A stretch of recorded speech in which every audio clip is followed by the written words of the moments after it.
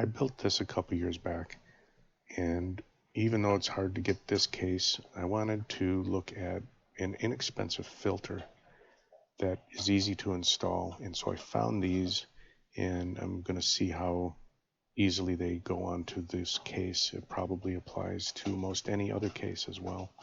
Then I had this SSD cooling that I was attempting to do, and the gap filler I used before is pretty rigid. So I found this stuff, and it's a lot more compliant, and I want to show how that works and if it's more effective. So here's the filters and the gap filler that I'm going to put inside here. And the first thing is I'm going to take the covers off.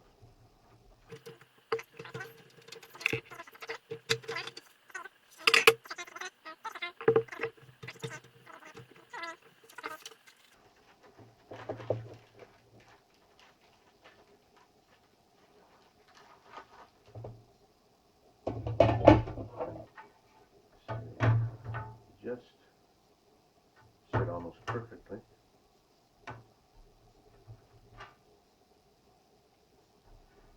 There's a little raised area that I didn't see before, but will it obstruct going in?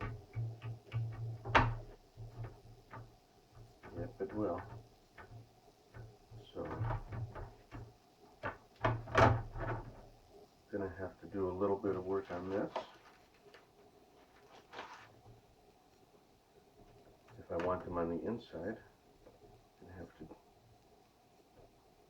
take down these little nubs that they put in to mount fan or radiator hardware to, or I could just set them on the outside.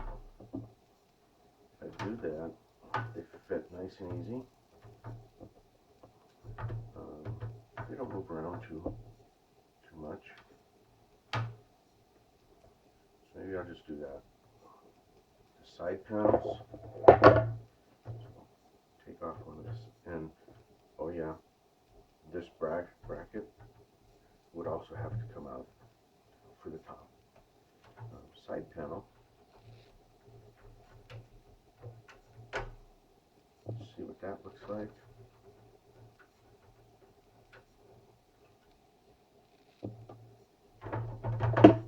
Again, I wanted them on the outside. Just lay on there.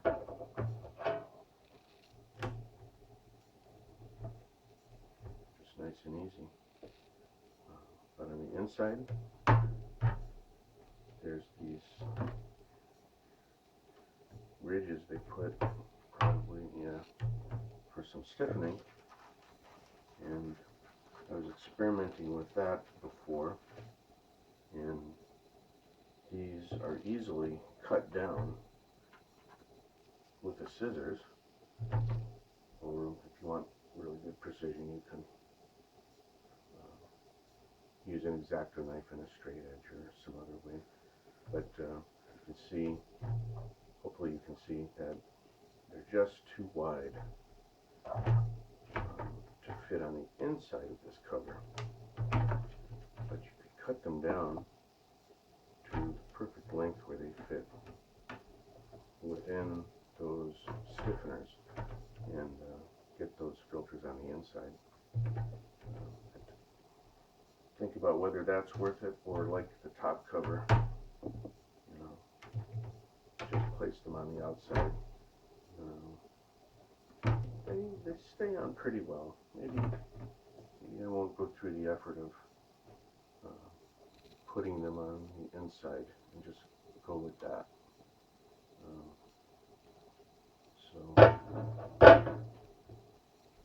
Then there's the bottom. The bottom will be interesting. I have, see how it's already really dusty. So I have the power supply intake, and I have to think about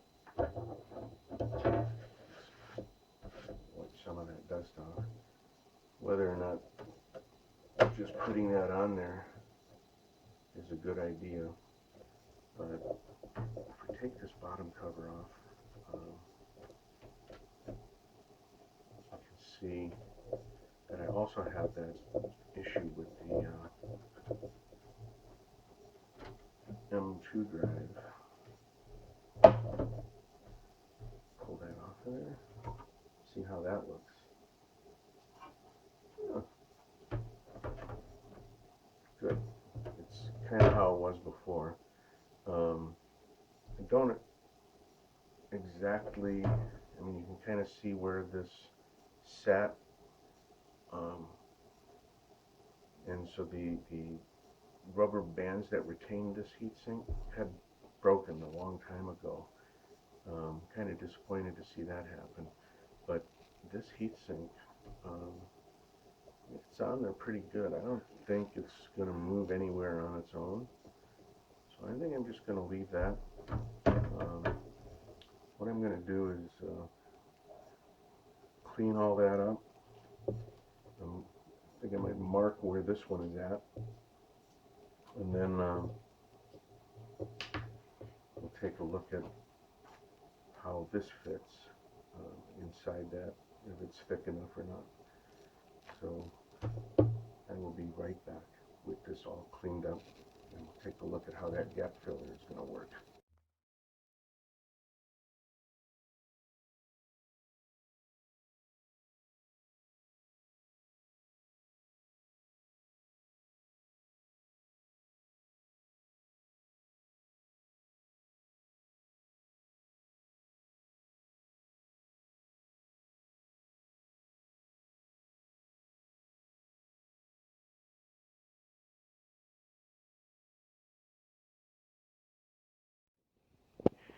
Okay, so I decided I didn't like the way this looks with these filters on the outside.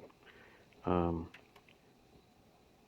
top cover has these raised areas on the inside, basically so that when you mount a fan or a radiator or whatever to it, it will recess the screws. Remove the very corner of the magnet, and then it'll should stick on there pretty flat. I'm going to give that a try. So after cutting out the corners, the filters fit really nicely in place on the inside of the top cover, and I didn't need to remove the bracket that's inside the case. There was plenty of clearance once that laid flat, so I'm just going to keep it like that.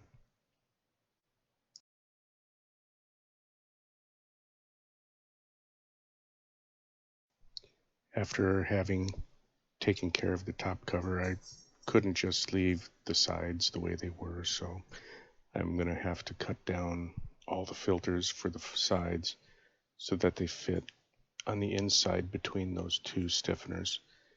And then here is where you can kind of see how it's going to look much cleaner with those filters on the inside rather than on the outside. This is just a still shot of the magnet peeling off of the screening with the adhesive staying behind to be reapplied. With all the filters in place, it was nice to see Prime 95 running maximum heat didn't bring my temperatures above a safe operating point. And my power supply is 450 watts, so 210 watts makes it so that I don't have to worry about the power supply overheating. Then I cut a piece off of the gap filler to fit the M.2 SSD, and I looked at how much compression it got. It wasn't a lot, but at least there's some, and it looks like it's going to do a good job. Then I went to modifying the filter that I'm going to put on the power supply so that it was a little bit wider and narrower to cover that opening better. And finally, I went to running crystal disc and found that I was getting basically the same temperatures as I did with the other gap filler.